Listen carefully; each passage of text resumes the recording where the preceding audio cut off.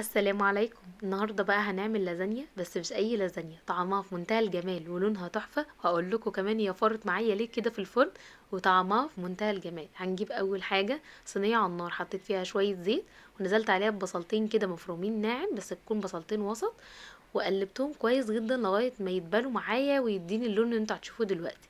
بعد كده اول ما اخدت اللون دوت هنزل عليها بنص كيلو من اللحمه المفرومه، ويا ريت تكون اللحمه المفرومه بتاعتكم تكون حمرا مبقاش فيها دهون كتير. قلبتها كويس جدا، بعد كده نزلت عليها معلقه صغيره كده مش مليانه قوي من الفلفل الاسود، وحطيت كمان رشه كده من الملح، بس ايه ملحه زي ما انتوا حابين. حطيت كده حوالي معلقه كبيره مليانه، ورشه كده من حبهان ورشه من جوز الطيب، وهقلب كويس جدا لغايه ما تاخد اللون معايا اللي انتوا هتشوفوه دلوقتي، تبقى لونها بني كده وخلاص تبقى معايا اللحمه استوت. هنزل عليها بقى ايه برشه كده من البهارات المشكله، البهارات دي بتتجاب من عند اي عطار. هقلبها كويس جدا، وبعد كده هنزل عليها بربع كده شفشق من عصير الطماطم، حوالي كده كوبايتين من عصير الطماطم، ونزلت عليهم بشويه ميه كده عشان يبقى فيه صوص معايا، وقلبتها كويس جدا. وبعد كده نزلت عليها كمان بمعلقتين كبار مليانين من الصلصة معجون الطماطم، وقلبتهم لغاية ما يديني اللون اللي انتوا هتشوفوه دلوقتي. انا زودت الصلصة عشان لونها بس يبقى لونها احمر كده وتبقى جميلة زي ما انتوا شايفين كده. اهم حاجة يكون فيها صوص زي ما انتوا شايفين كده، وهقول لكم ليه لازم يبقى فيها صوص. بعد كده هنجيب حلة على النار، حطيت فيها كده نص كوباية من الزبدة، واحط كمان نص كوباية من الزيت. ممكن المادة الدهنية تبقى زبدة بس او زيت بس او سمنة كمان.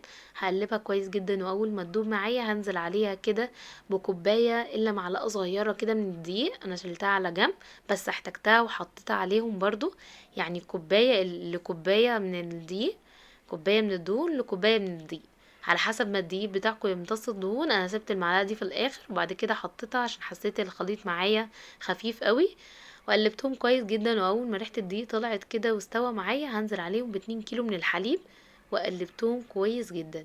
بعد كده هنزل عليها بمرقتين، ممكن تحطوا مرقية واحدة وتكملوا ملح عادي. حطيت كمان رشة كده حلوة من الفلفل الاسود، ورشه كده من جوز الطيب، وهي دي التوابل بس بتاعت البشاميل بتاعتي، مش هزود اي توابل تانية خالص. هقلب كويس جدا بقى، واول ما يوصل معايا بالمنظر اللي انتوا شايفينه ده هزود عليه معلقه صغيره كده من الملح، عشان دقته حسيت اللي هو محتاج ملح كمان. وهقلبه كويس جدا، ولازم الخليط معايا يبقى بالمنظر ده، ما ينفعش يبقى تقيل خالص، لازم يبقى جوسي قوي كده وسايح معانا كده اهوت. لازم القوام ده يبقى موجود في البشاميل، ما ينفعش تقلوه عن كده خالص. انا هوريهولكوا برضو، لازم يبقى بالسمك اللي انتوا شايفينه ده. اهم حاجه يكون البشاميل معايا خفيف، ما ينفعش تقلوا البشاميل خالص في اللازانيا. ودي اللازانيا بتاعتي. انا هنا اللازانيا بتاعتي ما بتتسلقش، عشان كده انا سايبه اللحمه مفرومه فيها صوص، ومخففه كمان صوص البشاميل. اللازانيا بتاعتي كده كانت عباره عن شرايح زي ما انتم شايفين من لمتنا. هو ده مش اعلان والله، بس هي دي المكرونه اللي انا استخدمتها. وبعدين تجيبوا كده صينيه تكون غويطه شويه، حطيت فيها شويه من زيت الزيتون كده، فردتها كده في الصينيه، وبعد كده نزلت بكميه كده من البشاميل، هفردها برضو في الصينيه من تحت، وبعد كده نزلت بقى بشرايح اللازانيا بتاعتي. حطيت كده بالشكل اللي انتوا شايفينه دوت. طبعا على حسب الصينيه بتاعتكم هتاخد اللازانيا ازاي رتبوها، اهم حاجه ما يكونش اللازانيا محطوطه على بعض. بعد كده نزلت بقى بكميه حلوه كده من اللحمه المفرومه، وتكون محطوطه على اللازانيا كلها برضو، ما تحطوش حبة صغيرين، حاولوا ان انتوا تخدموها شوية. بعد كده حطيت عليها شوية من البشاميل، وهكرر الخطوة دي تاني، احط شرايح لازانيا وبعد كده لحمة مفرومة وبعدين بشاميل لغاية ما اخلص الصينية معايا خالص. وهنا انا ما حبيتش اعملها لكم بالجبنة عشان ما اعقدلكمش يعني طريقة اللازانيا. بعد كده اخر حبة من البشاميل اللي حطيت عليه بيضاية، وقلبت بسرعة جدا عشان خاطر البيض ما يتسلقش معايا، ونزلت بقى على الوش بالخليط دوت. ممكن ما تحطوش البيض خالص وتحطوا البشاميل عادي جدا، بس البيض ده هو بقى السر في التحميرة بتاعة الوش ديت، وهيديكوا طعم في منتهى الجمال، وهيحمر وش المكرونة بشاميل، وهتبقى جميلة جدا. بص هي فرت معايا في الفرن، بس كانت طعمها جميل، دخلتها على درجة حرارة 200.